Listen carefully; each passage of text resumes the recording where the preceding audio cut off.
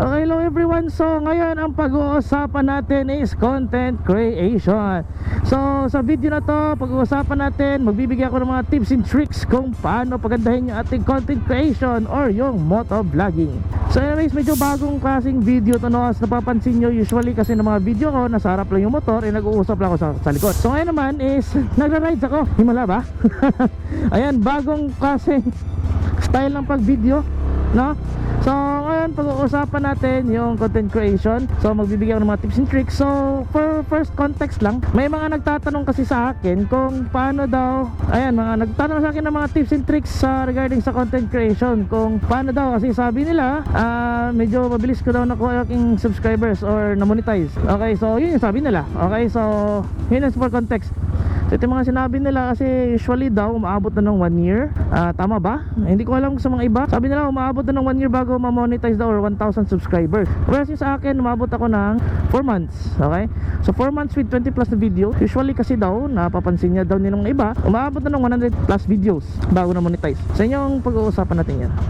So ngayon naman, sino ba ako para magbigay ng mga tips regarding content creation? Small time creator lang naman ako. Hindi naman ako big time. Okay? Ano lang, may mga knowledge na ako na gusto ko i-share. Hindi naman ako nagsasabi na magaling talaga ako sa content creation. Mga dagdag tips lang kumbaga. So nasa inyo na yun, take it with a grain of salt kung gusto nyo i-apply or hindi. Tingin nyo ba effective o tingin nyo ba hindi, no?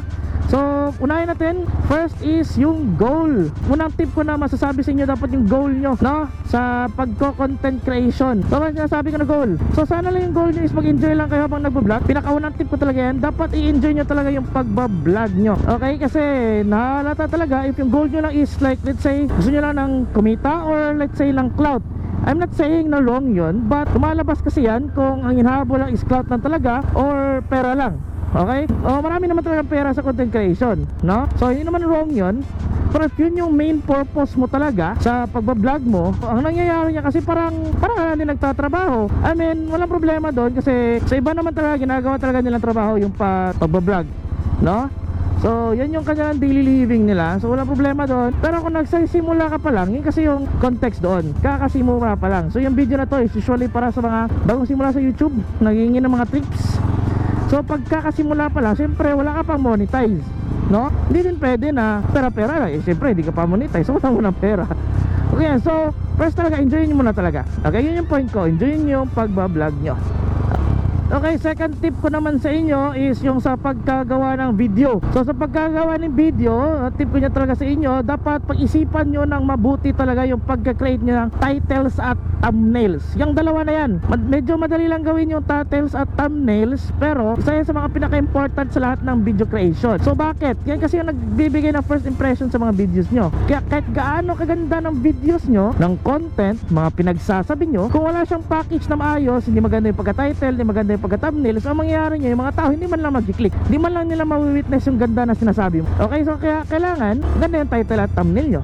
Okay, so pag-isipan nyo na mabuti ang dalawang yan, kasi malit na bagay sa pag-isipin pero sobrang laki ng impact ng dalawa yan. Okay, so ipansinin nyo yung thumbnail at title ko, consistent siya. Yung thumbnail ko is remarkable, parang nare-recognize agad na ako nag-upload pag nakikita yung thumbnail. And sa title naman, tips naman sa title, mag-spark kayo ng curiosity sa title nyo. If napapansin nyo sa akin is, sa title ko is, nagtatanong ako sa title ko, may question mark. So for example, yung isang content ko, title ko is, bakit mura sa Explorer 250 version 2? Ito, bakit mura itong motor na to? Or bakit mura yung China bike? So ayan, so napansin nyo may question mark. So ayan, so nag-spark ng curiosity siya. So pag binasa ng tao yun, mag-iisip din sila, oh nga no, bakit nga mura? So ayan, so need nila i-click yung video para malaman nila kung bakit. And yung content mo naman yung mag-a-answer ng tanong na yun. Ganon yung sa title. And sa thumbnail naman, suggested ko na sa thumbnail, wag masyadong magulo yung thumbnail nyo. Keep it short, not short.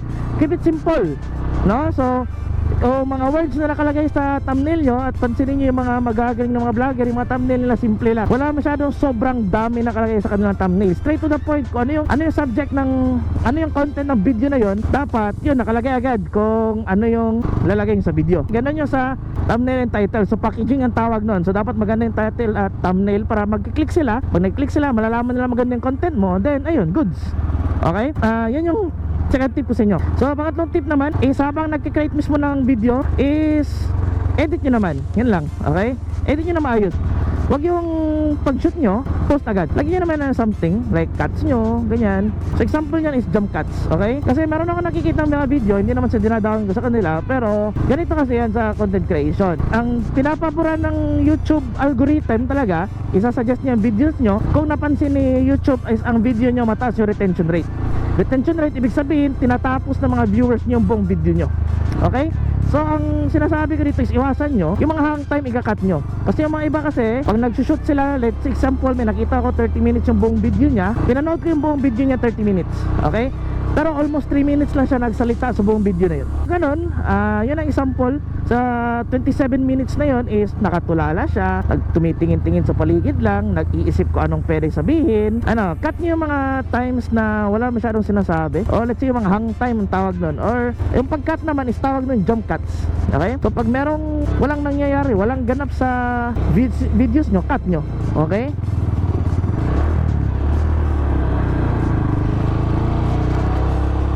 Ayan, may nakita ko si Ito kanina, hindi ko na masyado napansin.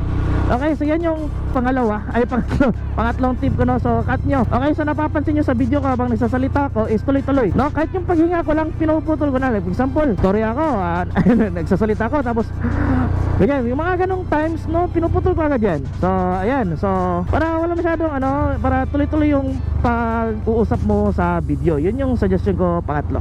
Okay? So meron tayong intro, meron tayong sa gitna, and may isa pang tip. Yung sa outro nyo, before kayo mag-end ng video, itapon nyo sila sa kabilang video mo. Ganun lang. Okay? Malay mo, curious sila. So ano ba ibig sabihin na sinasabi ko na itapon nyo sila sa ibang video? Okay, example ito. Okay? For example, yung sa video ko na top 4 performance mode. So since performance mode yun, bibilis yung motor ko. Then sa end ng video, sasabihin ko agad, if curious naman kayo sa ano yung performance ng pure stock ng motor na to, pwede nyo i-click ng video na to kung na-curious kayo dyan. So ayan, so nangyari yan, baka maka-curious din sila. Ano nga ba talaga yung bilis ng motor na yan, yung pure stock pa siya, kasi upgraded na yung nakita nila na video so mapapaklik din sila. Okay, so pag ni-click nila yun, dagdag views na naman yun. Then sa video naman yun, gawin mo tuloy-tuloy. Pag patingin nila ng pure stock na yun, pagtapos nun sasabihin mo, okay, so since pure stock yun, sasabihin mo dun sa end na if curious naman kayo ano mga compatible parts sa mga upgrades sa pwede nyo gawin sa video na to, pwede nyo ito i-click ng video. So yun, mapapaklik na naman sila para sila magiging binge watch sila sa YouTube mo, no? Para silang nagne-Netflix na tumitingin ng series.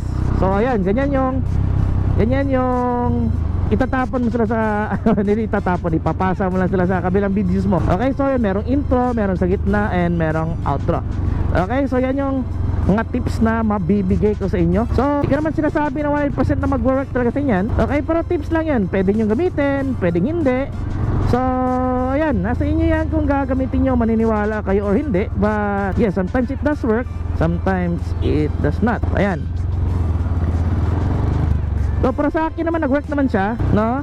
So ayan, and also last tip nga pala. Okay, so ito, meron kasi dalawang klaseng vloggers na nagba-vlog. Meron yung isa yung medyo both ako dito yung isa yung sobrang planado mag-vlog, is yung pinaplanuhan talaga nila buong script ng videos nila, ano sasabihin nila, may storyboard talaga sa buong vlog nila. Okay? At meron naman isang klaseng vloggers na tulad tong ginagawa ko nito ngayon. Depende kung ano na lang nangyayari sa flow nila. So basically go with the flow lang. Kung meron na sila naisipan na content, gagawa nila ng video, then tapos agad. Yun na, okay? So which is yung ginagawa ko ngayon. So kung naisipan ko, wala tong plano tong video na to, no? Naisipan ko lang mag-ride, and ayan, shoot ako agad. Pero ano ba yung tip ko sa dalawang yun? Kasi napapansin ko sige talaga, pag yung videos ko sa planado, meron talagang storyboard, ginawan ko talaga ng konting script, hindi naman talaga yung word for word talaga script. Pero pag ginawan ko ng script, napapansin ko usually mas mataas yung traction ng views ko or engagement ko sa videos pag planado mismo yung video ko, no? So ganon, ang nangyayari niyan is mas maganda yung content kasi naplano malamang mas maganda talaga yung planado kaysa bahala na kung anong flow. For example, itong video na to, hindi ako sure kung magkakaroon ng magandang maraming videos, maraming views tong video na to. Hindi na masyado mag-expect, but yun nga, kasi hindi nga to planado tong video na to. Ayan. Okay? So yun nga, sabi ko nga sa inyo is pagtapos ng video ipapasa nyo. Okay? So ito na lang example na lang gagawin natin ngayon. Okay, so if na-curious naman kayo sa aking ginagawa ng mga project ngayon, so meron kaming deal ni Jay Zuena, nagpagawa ako ng body kits na parang replica talaga. So if curious kayo nyan, no, pwede nyo click tong video na to. And if na-enjoy nyo yung video na to, don't forget to like, share, and subscribe sa ating video. And thank you for watching and ride tips. Ayan.